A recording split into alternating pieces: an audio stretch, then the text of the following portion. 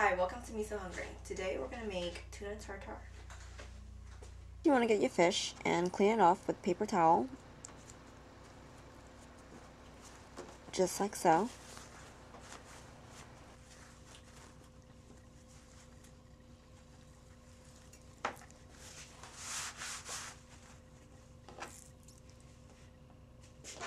Then you want to cut off the fatty tendon pieces. They kind of hang off anyway, and it's just a little, rough. It has like stringy white stuff hanging off it, as you can see there. Just cut that off. You can use that for stock, soup, anything you like. So you have your fish there. Oh, there's a little bit left there. Just cut that off. So now you want to cut your fish. If there's a little bit of the white stuff left, it's not a big deal. You just want to get the really tender pieces.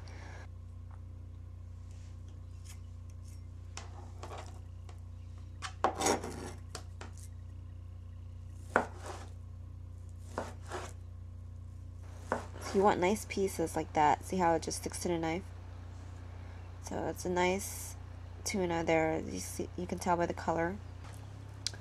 Okay, so you want to take your pieces and stack them up and cut them down the middle. This will take your cutting time in half. Cut your cutting time in half, and then just cut them again. Turn them around and cut them. Chop them up into little pieces, or dice them up. You can line them up with a knife and just cut them up.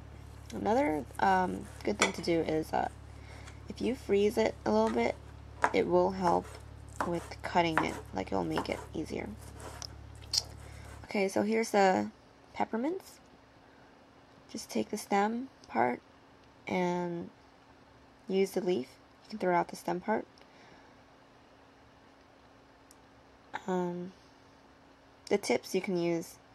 You don't have to throw away the whole stem. Usually, just the browner part is the harder one.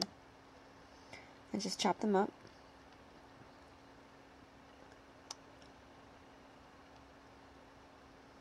So you want to get your cilantro or coriander, it's the same thing, different name. You want to cut that up and chop that up into small pieces also. These are 2 essential herbs you want to use. You can use different ones, but I like these the best.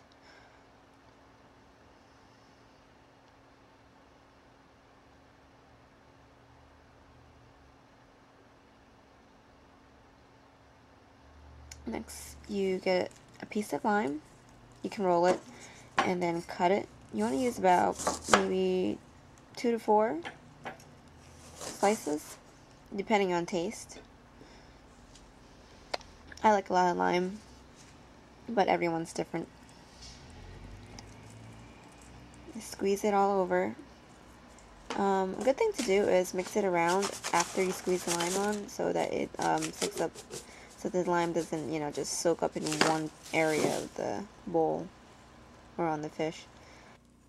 Some salt.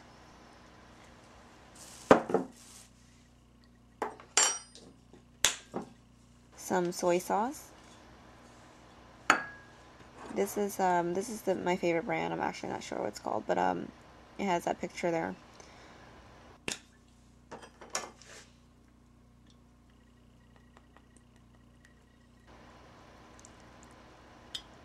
It's on the site if you want to find out all the ingredients. There's some black pepper.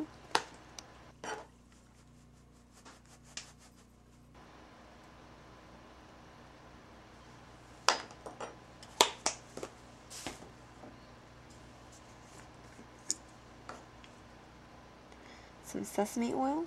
I put about maybe 2 tablespoons in there.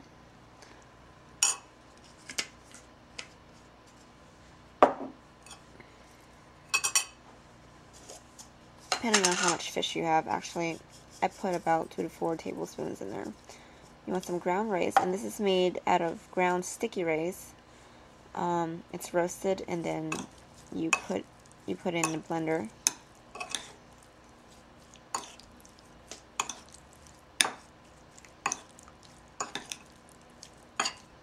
So just mix that all around. Just be careful not to drop anything. You might want to use a really big bowl to mix things around easier. It's just kind of harder to mix things around in a smaller bowl. So now you want to add your herbs after you added the spices. You want to add the herbs last, the peppermint and the cilantro, because it just makes it more fresh.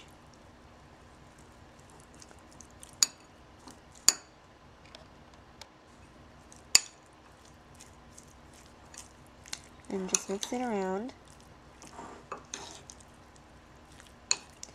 Here I have a cucumber. I'm gonna cut it up into wedges. And what I'm gonna do, well, you don't have to do this, but it does make the dish a little nicer. You don't have to be all fancy, but it's just, you know, something to know if you want to. Also, tuna tartare is really good with cucumber. It just, because it has this fresh taste to it, it complements it really well. So even if you don't want to get fancy, it's good to serve with cucumber. You don't have to chop it up like that, but you can just eat it with it. So I made a little ring there. You know, it doesn't have to be perfect, just to be cute. You just circle it around the plate. Get your tuna that you mixed around and put it in a little bowl, like a really tiny bowl, like a ramekin actually. And just compact it all together. Put all of it in there and pack it really tight.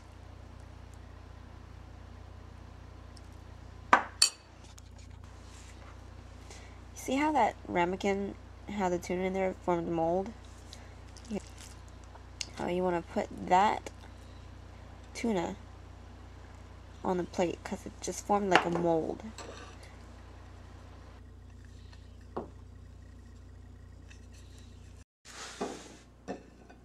And then there, you have it. You can garnish with extra herbs, or you can leave it. You don't need to do that. I did because it looks pretty. And that's it. There you have your tuna tartare. Okay, so now you want to take the leftover pieces and put them away. And the way you do that is you want to wrap them up in a paper towel.